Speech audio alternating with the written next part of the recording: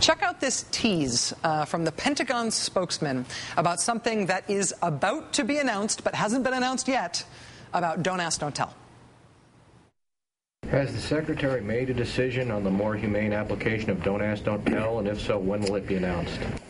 He is, I think, Jeff, he is prepared to offer a way ahead on that subject this week. So stay tuned. Hopefully you'll be seeing him later this week and can address the changes that he is going to be making to the department's policy to provide for more humane enforcement and application of the law.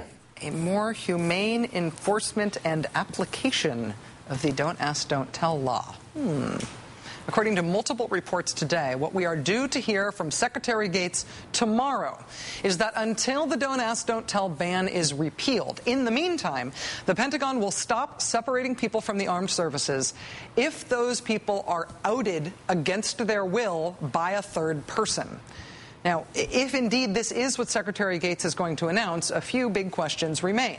Will the policy only be changed from here on out? Or will it apply to people who were outed by third parties whose discharges are now pending? Spencer Ackerman at the Washington Independent reports that a source has told him that while the change won't apply retroactively, it will apply to ongoing active cases. Now, we here at the Rachel Maddow Show have a particular interest in that because that means that this change could presumably include the case of Lieutenant Colonel Victor Fehrenbach, who has been a guest on this show several times. If the change is as Spencer described, this change would not affect the case of Major Mike Almy. Major Almy was kicked out of the Air Force, you will recall, a couple of years ago after he was also outed by a third party against his will.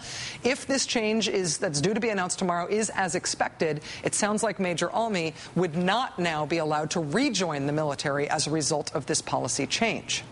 And, of course, what does this mean for brave men and women like Lieutenant Dan Choi, who was not outed by anyone, but who came out himself so he wouldn't have to lie anymore?